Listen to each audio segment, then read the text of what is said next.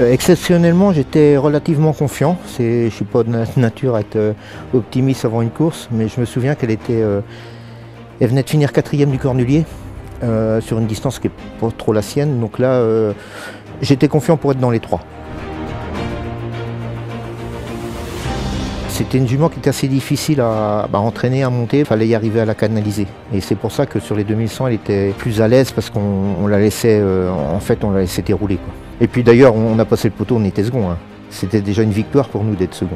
Roxane Griff qui a pris un minime avantage sur Talicia Bella. Udayama qui se relance au centre. Roxane Griff qui a peut-être l'avantage en dehors devant Udayama. Talicia Bella qui saute à la corde. Roxane Griff, elle est exceptionnelle. Roxane Griff pour le prix de l'Île-de-France. Roxane Griff. Eh ben, je me dis que enfin la chance a tourné en faveur de ma jument, quoi, parce qu'elle a témoin de malheur. Et puis c'est quand même une fierté parce que c'est une jument de mon élevage, hein. Donc avec les origines qu'on travaille, on a de quoi à courir beaucoup de groupins quand même.